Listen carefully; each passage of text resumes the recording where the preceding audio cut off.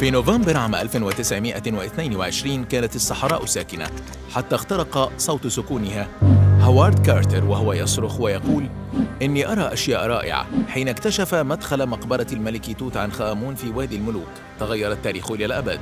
منذ ذلك اليوم أصبح نوفمبر شهراً مقدساً في ذاكرة المصريين والعالم، شهر يعيد الحكاية من جديد، حكاية مصر وحكاية الذهب وحكاية الخلود. اليوم وبعد 100 عام بالتمام تعود القاهرة لتختار الشهر نفسه لافتتاح المتحف الكبير GEM، أعظم متحف أثري في العالم وأضخم مشروع ثقافي في تاريخ البشرية الحديث. في تسعينيات القرن الماضي ولدت فكرة إنشاء المتحف المصري الكبير في عام 2002، ووضع حجر الأساس في موقع مهيب يطل على أهرامات الجيزة الخالدة. تحت رعاية يونسكو والاتحاد الدولي للمهندسين المعماريين أطلقت مسابقة عالمية لاختيار أفضل تصميم معماري، فاز بها تصميم شركة هانيغان بينغ أركايتكس الأيرلندية، والذي استوحى فكرته من أشعة الشمس الممتدة من قمم الأهرامات الثلاثة لتتلاقى في كتلة زجاجية مخروطة تمثل قلب المتحف. بدأ البناء في مايو 2005 ومعه تمهيد الأرض لموقع يليق بتاريخ مصر. وفي العام التالي أنشئ أكبر مركز لترميم الآثار في الشرق الأوسط، قلعة علمية ترمم فيها كنوز مصر القديمة بأحدث التقنيات. افتتح المركز في عام 2010 قبل أن تتوقف الأعمال مؤقتاً بفعل أحداث ثورة يناير 2011. في عام 2016 صدر قرار إنشاء هيئة المتحف المصري الكبير، ثم القانون رقم 9 لسنة 2020 والذي أعاد تنظيمها كهيئة اقتصادية عامة تتبع وزير الآثار مباشرة. في العام نفسه أصدر الرئيس عبد الفتاح السيسي قراراً بتشكيل مجلس أمناء برئاسته يضم نخبة من الخبراء المصريين والدوليين لوضع السياسات والخطط التنفيذية للمتحف. في عام 2021 اكتمل تشييد المبنى العملاق الذي تجاوزت مساحته 300 ألف متر مربع ليضم قاعات عرض هي الأكبر في العالم، ويصبح المتحف المصري الكبير أحد أعظم إنجازات مصر الحضارية في العصر الحديث.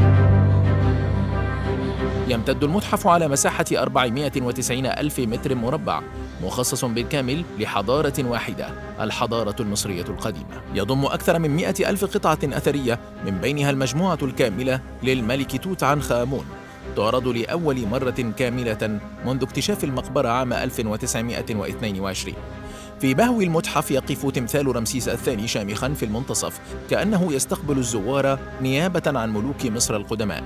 وراءه يمتد الدرج العظيم بمساحة 6000 متر مربع وارتفاع يعادل 6 طوابق، يقود إلى 12 قاعة رئيسية تمتد على مساحة 18 ألف متر مربع تحكي قصة مصر منذ فجر التاريخ وحتى العصور المتأخرة. أما قاعات توت عنخ آمون فتغطي مساحة 7.5 آلاف متر مربع، مجهزة بإضاءة وصوت يحاكيان لحظة اكتشاف المقبرة كما وثقها هوارد كارتر قبل 100 عام. يضم المتحف أيضاً متحف الطفل بمساحة 5000 متر مربع، ومدخلاً ضخماً تبلغ مساحته 7000 متر صمم ليحاكي بوابة المعابد المصرية القديمة.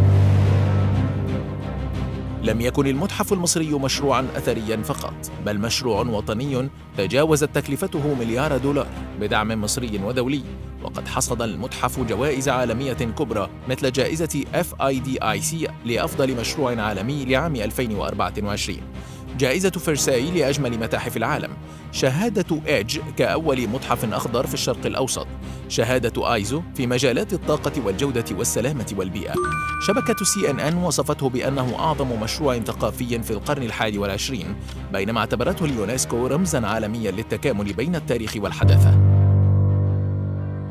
لكن عزيزي المشاهد، هذا الصرح ليس مجرد متحف، بل ماكينة اقتصادية عملاقة تتحرك بهدوء خلف الواجهة الأثرية.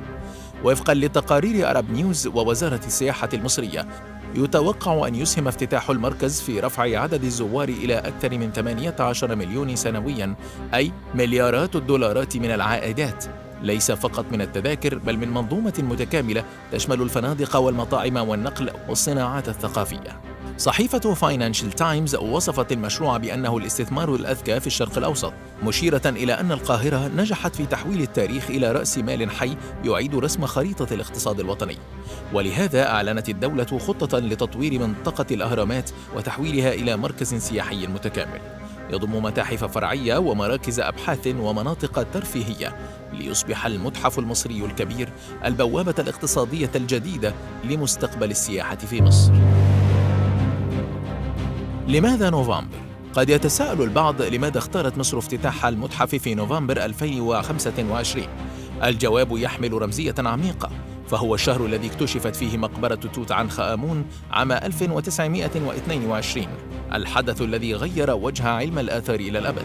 وبينما كانت المقبرة رمزاً لانبعاثات التاريخ من أعماق الأرض، يأتي المتحف اليوم رمزاً لانبعاثات الحضارة من قلب الحاضر نحو المستقبل. إنها رحلة من المقبرة إلى المتحف، من باطن الأرض إلى قمة المجد، رحلة تقول للعالم: هنا تقف مصر، حيث يبدأ التاريخ ولا ينتهي. قبل آلاف السنين من المتحف كان الذهب هو لغة المصريين القدماء مع الخلود. لم يكن معدناً ثميناً فقط، بل رمزاً للحياة الأبدية ودم الآلهة كما وصفوه في النصوص القديمة. في المعابد على التيجان وفي المقابر كان الذهب حاضراً دائماً، يتلألأ على وجوه الملوك كأنه وعد بالبعث من جديد. تشير بردية تورين ونقوش وادي الحمامات إلى أن المصريين القدماء استخرجوا الذهب من النوبة وصحراء البحر الأحمر باستخدام أدوات حجرية ومناجم مفتوحة مثل الفواخير ووادي العلاقي. أقدم نظام منظم لتعدين الذهب في التاريخ البشري. حتى المؤرخ هيرودوت كتب في القرن الخامس قبل الميلاد إن ذهب مصر لا يحصى، وهو يجري من جبالها كما يجري الماء. لم يكن الذهب ثروة فقط، بل لغة أبدية بين الإنسان والسماء. لهذا غطى جسد الملك توت عنخ آمون بالذهب، من التابوت إلى القناع والمجوهرات، في رسالة تقول: الموت ليس النهاية، بل عبور نحو حياة أبدية عبر الذهب. اليوم بعد أكثر من 3000 عام يعود ذلك الذهب ليعرض أمام العالم، لكن ليس في المقابر، بل في المتحف المصري الكبير، حيث يلمع القناع الذهبي والعربات الملكية والصناديق المذهبة تحت إضاءة تحاكي سكون المقابر، كأن الماضي نفسه يتنفس من جديد. في النهاية يجتمع كل شيء في نقطة واحدة: منجم الذهب، المقبرة، المتحف، والإنسان المصري الذي لا يموت. في نوفمبر 2025 حين تفتح أبواب المتحف المصري الكبير، لن يكون الافتتاح مجرد حدث أثري، بل ولادة جديدة لروح مصر. حين يعود الذهب ليتكلم، وتعود القاهرة لتقول للعالم: نحن لا نعرض التاريخ، نحن نعيد إحياءه.